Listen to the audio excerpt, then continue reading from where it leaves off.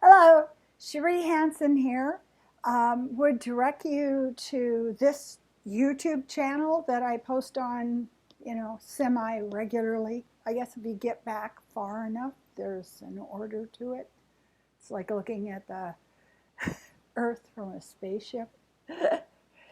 And what I was thinking about today was about the hallucination, delusion, illusion, inherited reality bubble of,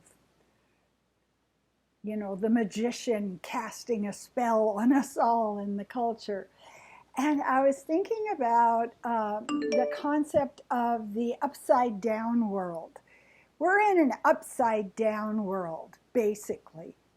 Everything we think is real isn't.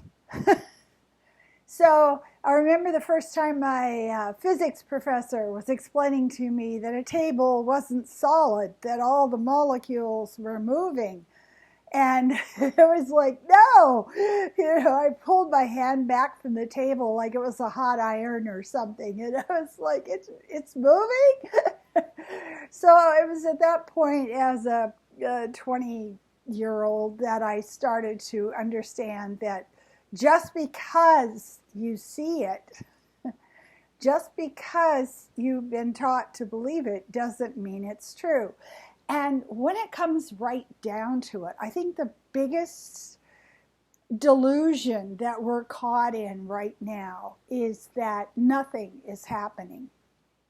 Or, on the other side, everything is happening. And it's just, it's like the Titanic, it's like fire in a high rise, it's like atomic war, it's all dreadful. And so we have these two kind of contrary beliefs going on. Our senses, or sitting in our house, or we're going to work and doing the same thing every day, but we can't expand and do unusual things. So our mind either wants to go along two troughs. If you think about a hillside and you think about water running down it, it's going to find a way to run down that will eventually become a great big ditch. So any water that comes in is going to run along that ditch. And that's the way we are with our belief systems.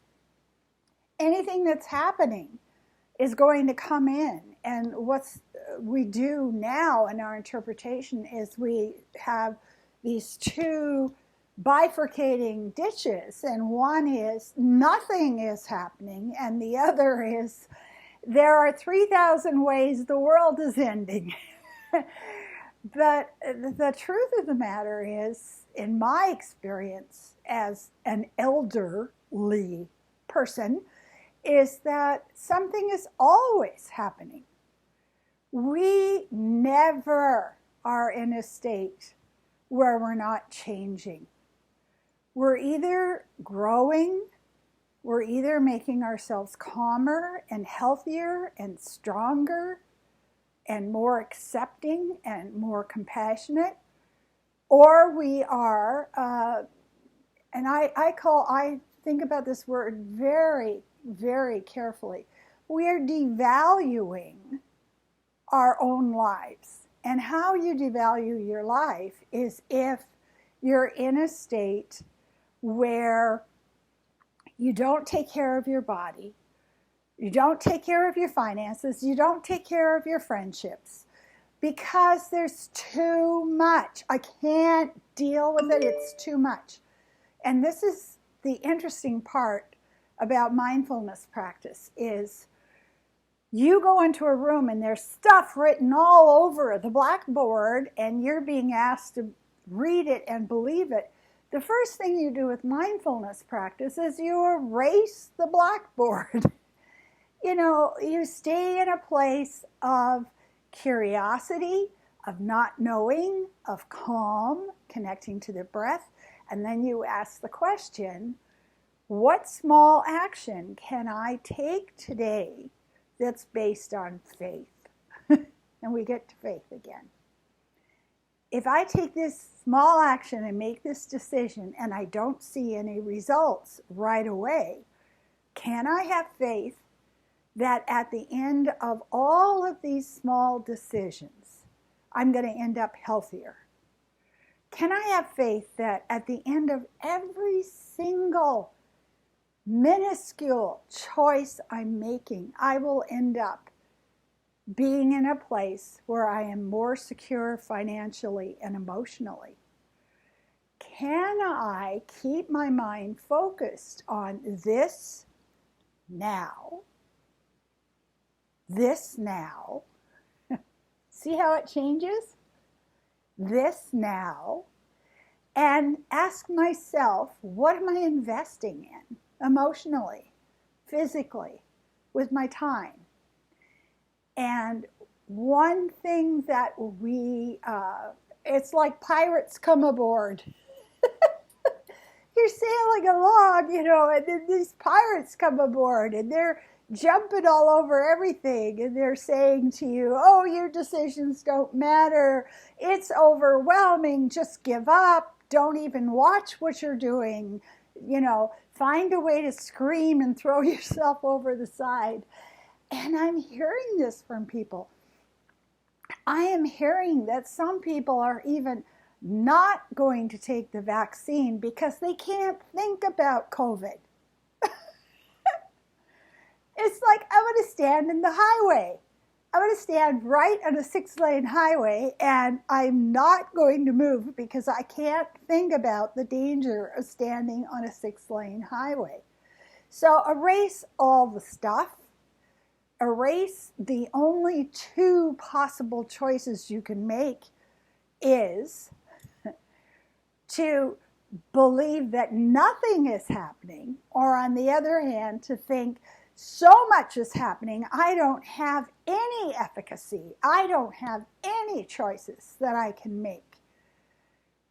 So paralysis and overwhelm both lead to the same place, and that is you are making a choice to not improve the quality of your life. Every single now, we're making a choice about who we are, how we feel, how healthy we are, how calm we are, how much cortisol we're shooting out into our bodies. And as we become more and more aware of our own power in the moment, what happens is we become unflappable. You just kind of like, yeah, that happened. But I'm not following that group, as my mother used to always say. Just because everybody else is jumping off a cliff doesn't mean you need to. Those sayings your mother said to you that were so annoying. And then 50 years later, you're going, yeah, that's really helped me a lot, that saying. Thank you, Mom. So I would encourage you to do some breath work, to sit quietly and ask yourself, what do you want from your body, from your lungs, from your creativity, from your relationships? And just make the baby steps toward those goals. And let everybody else run around with their hair on fire. I got my vaccine. I'm so happy. I had no reaction. I mean, none. I didn't even feel her give me the shot. I had no soreness. The next day I went out and sanded a bunch of stuff in the yard and painted overhead all day. And I think a lot of that is because my body and I really get along. We really do.